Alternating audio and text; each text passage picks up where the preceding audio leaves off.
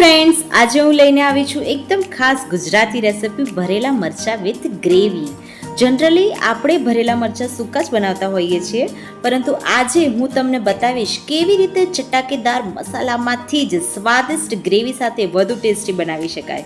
આ ડીશ મસાલેદાર, ખટમીઠી અને સુગંધથી ભરપૂર રહેવાની છે. રોટલી, થેપલા, રોટલો કે ભાત સાથે એકદમ સરસ લાગી જશે. તો વિડીયો અંત સુધી જરૂરથી જોજો, કેમ કે આ નવો ટ્વિસ્ટ તમારી ફેમિલી અને ગેસ્ટને ચોક્કસ વાહ બોલાવી દેવાનો છે. તો ચાલો બનાવવાનું શરૂ કરીએ.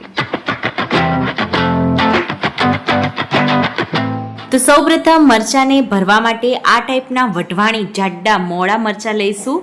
મરચાંમાં આડો ચીરો પાડી અંદરથી આપણે બીનો પાર્ટ નીકાળી લેવાનો છે, જેનાથી મરચાંમાં થોડી ઘણી તીખાશ હશે તો એ પણ નીકળી જશે. તો આ બીજનો પાર્ટ ખાસ મરચાંમાં આડો ચીરો પાડી અને આ રીતે નાઈફનો યુઝ કરીને નીકાળી લેવાનો. જો તમને વઢવાણી મરચાં ના મળે તો તમે કોઈ પણ આ રીતના જાડા મરચાં જે આવે છે એ લઈ શકો છો.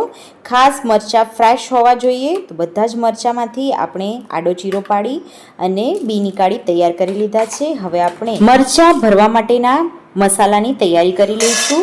એ માટે એક પેનમાં 2 ટેબલસ્પૂન સિંગદાણા, 2 ટીસ્પૂન તલ, 1 ટીસ્પૂન વરિયાળી એડ કરી સ્લો ગેસની ફ્લેમે 1 મિનિટ જેવું તલ તતડવાનો અવાજ આવે ત્યાં સુધી શેકી લઈશું. ખાસ ધ્યાન રાખવાનું છે, અહીંયા આપણે કોઈ પણ વસ્તુ બ્રાઉન કરવાની નથી, જસ્ટ એનમાંથી હવા ઉડી જાય, ક્રિસ્પી થાય એટલા આપણે શેકવાના છે.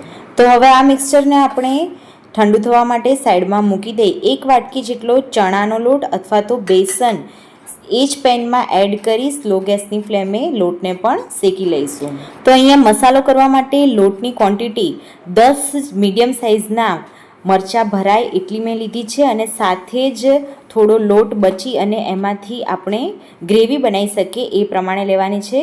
મેં આશરે 100 ગ્રામ જેટલા મરચાંમાં 1 વાટકી જેટલો ચણાનો લોટ લીધો છે. તમે જેટલા મરચાંની ક્વોન્ટિટી લો એ પ્રમાણે ચણાનો લોટ લેવાનો. ભરવા માટેનો લોટ ખાસ શેકીને જ લેવો, આનાથી લોટમાં કાચાપણું રહેતું નથી અને મરચાંના મસાલામાં ખાસ ક્રિસ્પીનેસ આવી જાય છે. એકદમ સ્લાઇડ લોટનો કલર ચેન્જ થઈ કણી પડતું હોય એવું લાગવા લાગે ત્યાં સુધી જ આપણે લોટને શેકીશું. તમે જોઈ શકો છો આપણો લોટ શેકાઈ ગયો છે. હવે સિંગદાણા, તલ અને વરિયાળીના મિક્સચરને જે આપણે ઠંડુ કરવા માટે મૂક્યું હતું એમાં 2 આદુના ટુકડા એડ કરી મિક્સચરને એકદમ ઝીણું ગ્રાઇન્ડ કરી શેકેલા લોટ સાથે એડ કરી દઈશું.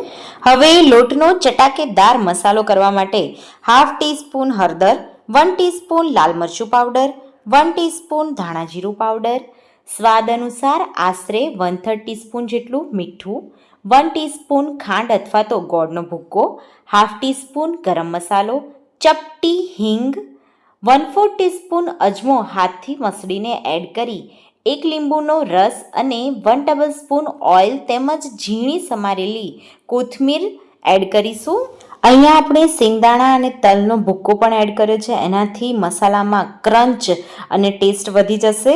તો હવે બધા જ ઇન્ગ્રેડિયન્ટ્સને સારી રીતે હાથથી મસળીને મિક્સ કરી એકરસ કરી લઈશું. તમે બટેકા, રીંગણ કે કોઈ પણ ભરેલા વેજીટેબલ્સને સેમ આ જ મસાલા સાથે બનાવી શકો છો. તો મસાલો એકદમ સરસ રીતે મિક્સ થઈ જાય અને એને મુઠ્ઠી વળતા આ રીતે ભેગો થઈ શકે એટલું એમાં મોઇસ્ચરનું પ્રમાણ હોવું જોઈએ.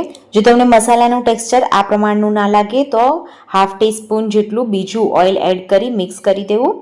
તો હવે આપણે કાપા પાડેલા મરચાંમાં મસાલાને આ રીતે ભરતા જઈ આંગળીની મદદથી પ્રેસ કરતા જઈ અને ભરી દઈશું. તમને વધારે કે ઓછો જે રીતનો મરચાંમાં મસાલો પસંદ હોય એ રીતે આંગળીની મદદથી પ્રેસ કરતા જઈ અને બધા જ મરચાંને આપણે મસાલાથી આ રીતે ભરીને સ્ટીમ કરવા માટે મૂકીશું. તો બધા મરચાં ભરાઈ જાય ત્યાર પછી વધેલા મસાલામાં 2 ટીસ્પૂન જેટલું દહીં એડ કરી એને મસાલા સાથે મિક્સ કરી દઈશું. આનો યુઝ આપણે ગ્રેવી બનાવવામાં કરવાનો છે. અહીંયા મારે 2 થી 3 ચમચી જેટલો મસાલો વધ્યો હતો. એનાથી વધારે મસાલો વધ્યો હોય તો એને સાઈડમાં કાઢી લેવો. એનાથી વધારે મસાલામાં દહીં ઉમેરવું નહીં, બાકી વધારે પડતો આપણી ગ્રેવીમાં લોટ થઈ જશે.